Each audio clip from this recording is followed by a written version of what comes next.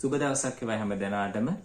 ගොඩක් දෙනෙක් ડોක්ටර් ළඟට ගිහිල්ලා කියනවා අනේ ડોක්ටර් මට ගොඩාක් මේ නිින්ද යන්නේ නැහැ මේ දවස්වල. වෙනදා නම් නිින්ද ගියා දැන් නිින්ද යන්නේ. ඒ මොකද මට මොන හරි බෙහෙත් දෙන්නකො මේ නිින්ද යන්න.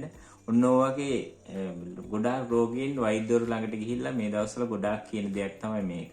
ඒ නිසා අද අපි හිතුවා මේ නිින්ද යන්නේ නැති වෙන්න හේතු සාධක මොනවද? ඒ වගේම නිින්ද අපිට යථා තත්ත්වයට පත් කරගන්න අපිට මොනවද බෙහෙත් බොන්න නැතුව කරන්න පුළුවන් දේවල් මොනවද තියෙන්නේ? අන්න ඒ ගැන අද අපි කතා කරමු. ඉතින් අපේ මේ media update Facebook page එක, ඒ වගේම media update YouTube නාලිකාව මේ දෙකේම මෙවැනි වැඩසටහන් තියෙනවා. ඔයාලට ගිහිල්ලා බලන්න පුළුවන් අපේ page එක follow කරොත්, ඒ වගේම YouTube නාලිකාව subscribe කරොත්. ඉතින් සාමාන්‍ය නිින්ද යන්නේ නැති එකට අපිට සාමාන්‍යයෙන් අපි හඳුන්වන්නේ insomnia කියලා. එහිදී අපි විශේෂයෙන්ම නිින්ද යන්නේ නැහැ කියලා කියන්නේ අපි ඇඳට යනවා, ඇඳට ගිහිල්ලා පැය 2-3ක් ඉන්න ඕන නිින්ද යන්න. එහෙම නැත්නම් ඕන් ටිකක් වෙලා ගිහිල්ලා ඕන් ඇහැරෙනවා. ඊට පස්සේ ආයෙ පොඩ්ඩක් නිින්ද යනවා, ආයෙ හැරෙනවා. එහෙමත් නැත්නම් උදේ පාන්දර හැරෙනවා පාන්දර 4ට විතර ඊට පස්සේ නිින්ද යන්නේ. එහෙම නැත්නම් උදේ පාන්දර සාමාන්‍යයෙන් අපි හැරෙනකොට ටිකක් ෆ්‍රෙෂ් පිටනේ ඉන්න ඕනේ. අලුත් දවසක්නේ. නමුත් එහෙම නැහැ. හරිම කම්මැලි, ඇඟට පණ නැහැ. ඔන්න ඔයගේ ලක්ෂණ තියෙනකොට අපි ඒක හරියාකාරව නිින්දක් නොලැබීම කියලා තමයි අපි හඳුන්වන්නේ. එහෙම නැත්නම් ඉන්සොම්නියා කියලා. අපි දැන් බලමු මොකද්ද මේකේ තව මොනවද හේතු සාධක මේක නැති කරගන්න මොනවද තියෙන අපිට සරලම සාර්ථක ක්‍රම කියන දේවල් ගැන. ඉතින් අපි පොඩ්ඩක්වත් හිතලා තියෙනවද අපේ නිින්ද මොකටද අපේ ඇඟට වැදගත් වෙන්නේ කියලා. ඇත්තට මේ නිින්ද ගොඩාක් වැදගත්. මොකද මේ අපේ ශරීරයේ අලුත් වැඩියා කරගන්න, නිකන් රීෆ්‍රෙෂ් කරගන්න. අපි දවස ගානේ අපි වැඩ කරනවා, ඒවැ සෛල අපිට නැති වෙනවා, ඒවා නැවත අලුත් වැඩියා කරගන්නට පොඩි විරාමයක් අපිට අවශ්‍යයි. ඒ කියන්නේ අපේ ශරීරයේ ඊළඟ දවසට සූදානම් වීමක් අවශ්‍ය වෙනවා. ඒ නිසා බොහෝ විට මේ නිින්ද කියන දේ ගොඩක් වැදගත් වෙනවා. ඒ වගේම අපේ මොලේ මතකයේ වැනි දේවල් තැම්පත් වීම වැඩි කරන්නේ සෛල අලුත් වැඩියා කරගන්න. ඒ වගේම මේ හෝමෝන සමතුලිතතාවය පවත්වා ගැනීම වගේ අපේ ශරීරයට ගොඩාක් වැදගත් දේවල් සිද්ධ වෙන්නේ මේ අපේ නිින්ද යාම තුල. ඒ නිසා නිින්දේ තරමටම වැදගත්. ඒ වගේම සාමාන්‍ය නිින්ද යන්නේ නැති වෙන්න ප්‍රධාන හේතු කීපයක් බලපානවා. ඒ යටතේ මුලින්ම කියන්න ඕන මේ ස්ට්‍රෙස් එක සහ ඇන්සයිටි. එහෙම නැත්නම් මානසික පීඩනය සහ ආතතිමය තත්ත්වය. ඔබ ගොඩාක් කාර්යබහුල කෙනෙක් නම් ඒ වගේම රාජකාරී ස්ථානයේ ප්‍රශ්න, ආර්ථික ප්‍රශ්න, සමහර විභාගවල ගැටලු මේ දේවල් හින්දා ගොඩාක් අය මේ ස්ට්‍රෙස්, ඇන්සයිටි මේ තත්ත්වවල තමයි ඉන්නේ. හින්දා ඒ වගේ තත්ත්වවල ඉන්නකොට ඔබේ නිින්දට ඒක ලොකු බලපෑමක් එන්න පුළුවන්. ඒ වගේම නිල් ආලෝකය ගොඩාක් දුරට මේ නිින්දට බාධා එල්ල කරනවා. ඒ කියන්නේ ඔබ ගොඩාක් ඉන්නේ ෆෝන් වල, ඒ වගේම ටැබ් එකේ නැත්නම් ලැප්ටොප් එකේ ටීවී බල ඉතින් එහෙනම් ඒ වගේ වෙලා නිදාගත්තාම ඔබට හරියාකාරව නිින්ද යන්නේ නැහැ. ඒකට ලොකු නිින්දට බලපෑමක් ඇති කරනවා කියලා පරීක්ෂණයෙන් ඇත්තටම හොයාගෙන තියෙනවා. ඒ වගේම ඔබ නිදාගන්නේ අක්‍රමවත් කාලසටහනකට නම් ඒකත් ඔබේ නිින්දට බලපෑමක් ඇති කරනවා. ඒ කියන්නේ ඔබ මේ වීකෙන්ඩ් එකේ නිමාඩු දවසේ රෑ 8ට විතර නිදාගෙන උදේ 10 11 වෙනකන් නිදාගෙන ඉන්නවා. නමුත් සතියේ දවස්වල ඔබ පාන්දර 3ට විතර හැරලා උයාගෙන මේ වැඩ කටයුතු වැඩවලට යනවා. එතකොට ඒක අක්‍රමවත්. එතකොට අපේ හරියාකාරව නිින්දකට අපේ ඇඟ සූදානම් වෙන්නේ නැහැ. ඒ වගේම කැෆේන්ස් අඩංගු ආහාර, ඒ වගේම අපේ ආහාර රටාවේ යම් යම් වෙනස්කම් හින්දා මේක බලපාන්න පුළුවන්. කියන්නේ කැෆේන් අඩංගු කෝපි වගේ බීම බොන එක ඔබ මේ නිින්දට කලින්, ඒ වගේම අපි කනකොට රෑට හොඳට බර ආහාරයක් කනවා, බඩ පිරෙන්න කනවා. එතකොට ඒකත් ඔබේ නිින්දට ලොකු බාධාවක්. ඒ වගේම මොනවා හරි ශක්තිය වඩවන බීම වර්ග, එනර්ජි ඩ්‍රින්ක්ස් වර්ග ඒව පාවිච්චි කරන එකත් ගොඩාක් අහිත කරන්නේ මේ නිින්දට. ඒ වගේම සාමාන්‍යයෙන් රස්නේ පරිසරය, ඒ වගේම ලොකු සද්දයක් තියෙන අවට පරිසරයක, ඒ වගේම ඔබේ ඇඳ පවා, මෙට්ටේ පවා අපිලිවලයි නම් හරියාකාරව නැත්නම් ඔබට හොඳ නිින්දක් ලැබෙන්නේ නැහැ. ඒ වගේම සමහර රෝගී තත්ත්වයන් නිින්දට බාධාවක් ඇති කරන්න පුළුවන්. විශේෂයෙන්ම අධික වේදනාවකින් ඉන්න කෙනෙක් නම්, ඒ කියන්නේ ආතරයිටිස්, කොන්දේ අමාරුව වගේ තත්ත්වවලින් ඉන්න කෙනෙක් නම් ඔබටත් හරියට නිින්ද යන්නේ නැහැ. ඒ වගේම හතිය, ગેස්ට්‍රයිටිස්, ඒ වගේම සමහර හෝමෝන තත්ත්වات බලපානවා. ඒ වගේම ඒ කියන්නේ මෙනෝපෝස් තත්ත්වය. ඒ කියන්නේ කාන්තාව අවුරුදු 45ක් විතර යනකොට එයාගේ ආර්තවය නතර වෙනවානේ. ආර්තවය නතර වීම කාලය තුල ඒ වගේ හෝමෝනමය වෙනස් වීමත් එක්ක මේ විදිහට නිින්ද වෙනස් වෙන්න පුළුවන්. ඒ වගේම තයිරොයිඩ් ග්‍රන්ථිය ආශ්‍රිත යම් රෝගී තත්ත්වෙ හින්දා මේ හෝමෝනමය ප්‍රශ්න හින්දා ඔබට නිින්ද යාමේ ගැටලු ඇති වෙන්නට පුළුවන්. ඒ වගේම ඔබ බොන යම් යම් ඖෂධ වල මේ සඳහා බලපාන්න පුළුවන්. ඒ කියන්නේ සමහර මානසික රෝග සඳහා බොන ඖෂධ, ඒ වගේම අධිරුධිර පීඩනය සඳහා බොන ඖෂධ නිසාත් මේ විදිහට නිින්දට බාධා එල්ල කරන්න පුළුවන්. ඉතින් මේක නැති කරගන්න අපිට බෙහෙත් නැතුව මොනවද කරන්න පුළුවන් දේවල් ගැන දැන් අපි කතා කරමු. ඉතින් විද්‍යාත්මකව පරීක්ෂණ වලින් හොයාගත්තු ක්‍රම කීපයක් තියෙනවා. මම එක ඒ සඳහා කීපයක් කියන්නම්. ඒකේ පළවෙනි මෙතඩ් එක තමයි 10 3 2 1 0 කියන මෙතඩ් එක පාවිච්චි කරන එක. මේ 10 කියලා කියන්නේ පැය 10කට කලින් ඉඳන්වත් අපි කැෆේන් අඩංගු යම් යම් බීම වර්ග පානය නොකර සිටීම. ඒ කියන්නේ පැය 10කට කලින් කැෆේන් අඩංගු බීම වර්ගයන් බොන්න නැතුව ඉන්න ඕනේ. ඒක කැෆේන් නින්දා ඔබේ නින්දට බාධාවක් එන නිසා. ඒ වගේම 10 ඊළඟට 3 කියන්නේ පැය 3කට කලින් අනිවාර්යයෙන්ම ඔය බර ආහාර ඒ වගේම මද්යසාර ගැනීම අනිවාර්යෙන් නතර කරන්න ඕනේ. ඒ වගේම 2 කියන එකෙන් කියන්නේ දෙකෙන් කියන්නේ පැය 2කට කලින්වත් අපි කරන වැඩ රාජකාරී සියල්ල නතර කරලා ඔබ සැහැල්ලුවෙන් ඉන්නට ඕනේ. එතකොට අර මොළයට ලොකු රෙස්ට් එකක් එනවා.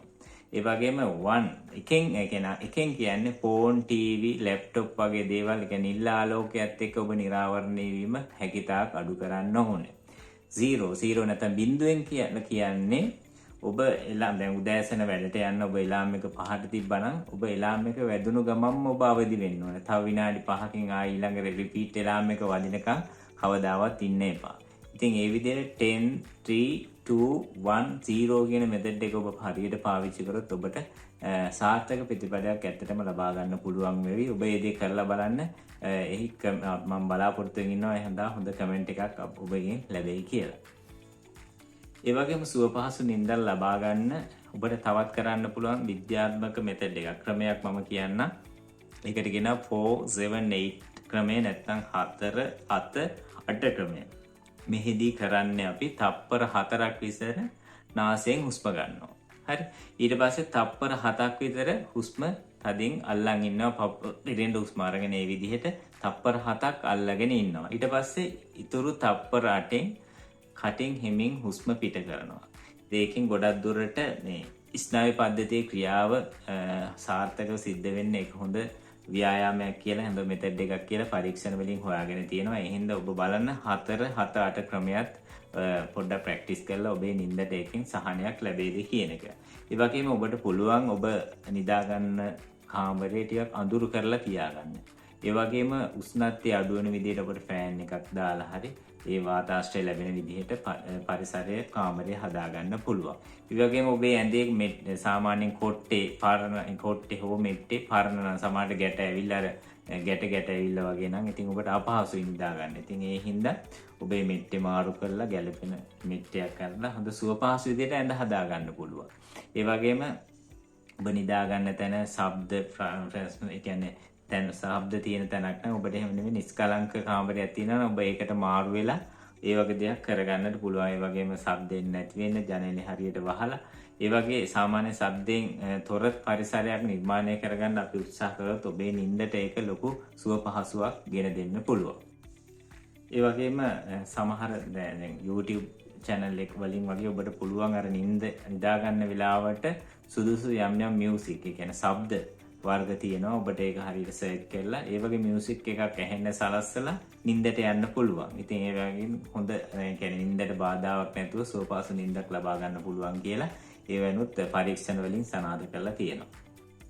ඒ වගේම තවත් වැදගත්ම පුරුද්දක් තමයි ඔබ එකම වෙලාවක නිදාගෙන එකම වෙලාවක අවදි වෙන්න. ඒක ඔබ සතියේ දවස්වලත් එකම වෙලාවට නිදාගෙන එකම වෙලාවක අවදි වෙන්න පුරුදු වෙලා හිටියනම් සතියාන්තේ නිමවන දවසෙත් ඒ විදිහට ඔබේ ඇඟ හුරු වෙනවා ඒ රටාවට. ඒක ගොඩාක් වැදගත් වෙනවා අපේ නිරෝගීතාවයට. ඒ වගේම නිදා ගන්න කලින් ගොඩක් අය වොෂ් එකක් දාන්න පුරුදු වෙලා ඉන්නවා. ඉතින් ඒක මද උණුසුම් ජලයෙන් ওই වොෂ් එකක් දාගත්තොත් ඒකක් නිින්දට ගොඩක් හොඳ බලපෑමක් ඇති කරනවා කියලා සොයාගෙන තියෙනවා.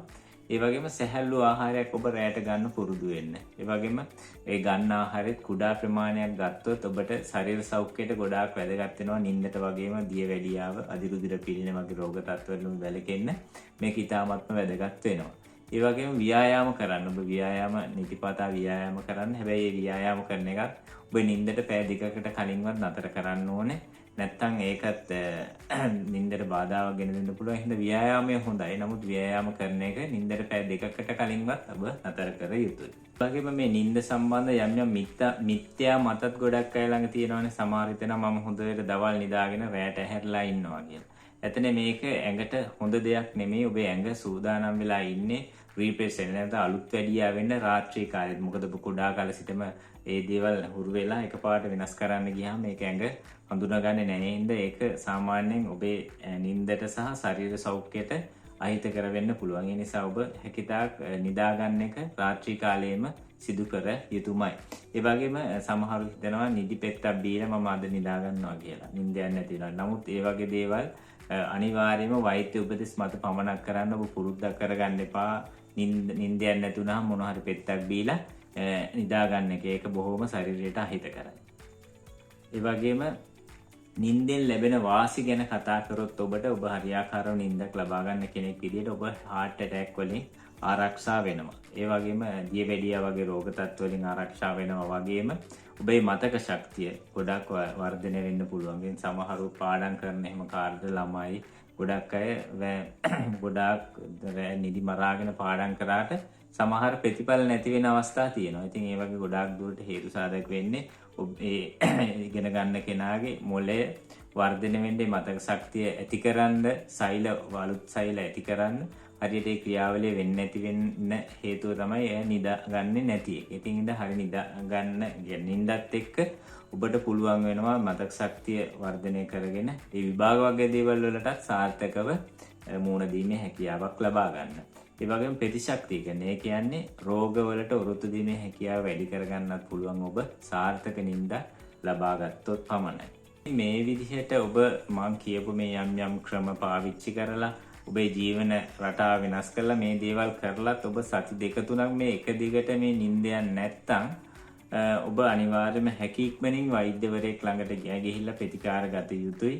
මොකද ඔබට ඒ සඳහා හරියාකාරව මොකද්ද මේ හේතු සාධකයේ ඔබ නිින්ද යන්නේ නැත්තේ කියන දේ ගැන සොයා ගැනීමට යම් රෝග විනිශ්චය පරීක්ෂණ තියෙනවා. ඒවා කරලා බලලා ඔබට නිසි ප්‍රතිකාරයක් ලබා ගැනීමට අනිවාර්යයෙන්ම ඔබ ඇලර්ට් වෙන්න ඕනේ. බොහොම ඉක්මනට වෛද්‍යවරයෙක් ළඟට යන්නට ඕනේ. ඒ වගේම ඔබට රාත්‍රී හුස්ම ගැනීමේ අපහසුතාව වගේ දේවල් තියෙනවා නම් අනිවාර්යයෙන් නිින්දට බාධාවක්. ඒ හින්දා ඔබට දැන් මේ රෝග ලක්ෂණ වලට අදාළ ප්‍රතිකාර ලබා ගැනීමට ඔබ බොහොම ඉක්මනටම ඒ සඳහා යොමු විය යුතුයි. ඉතින් අද අපි මේ වීඩියෝ එකෙන් කතා කරේ නිින්ද යන්නේ නැති එකට. ඔබ වෙනදා හොඳට නිදාගත්ත කෙනෙක් නමුත් මෑතක ඉඳන් ඔබට නිින්ද යන්නේ නැහැ. ඒ නිින්ද යන්නේ නැති එකට මොකද්ද මේ හේතු සාධක වෙන්න පුළුවන් දේවල්? අපිට බෙහෙත් නැතුව කොහොමද ඒවා වෙනස් අපේ ජීවන රටාව සහ යම් දේවල් කරලා කොහොමද ඒක වෙනස් කරගන්න පුළුවන් කියන කාරණාව ගැන තමයි අපි මේ වීඩියෝ එකෙන් කතා කරේ. ඉතින් අද මේ වීඩියෝ එක වැදගත් කියලා හිතෙනවා නම් ඔබ තව කෙනෙකුට දැනගන්න ඒක ෂෙයා කරන්න. ඒ වගේම මේ වගේ වීඩියෝ දිගටම දැනගන්න ෆලෝ කරන්න. ඒ වගේම අපේ YouTube නාලිකාවට ගිහිල්ලා ඒක සබ්ස්ක්‍රයිබ් කරන්න. මේ වගේ වැඩසටහන් ගොඩාක් ඒක ඇතුලේ තියෙනවා. ඉතින් මේ හැම දෙයක් එක්කම ඔබට දිග නිරන්තරයෙන් රැඳී සිටින්න කියලා ආරාධනා කරමින් සමුගන්නවා. නැවතත් ළඟදීම වීඩියෝ එකකින් හම්බෙමු. ඔබට සුබ දවසක්.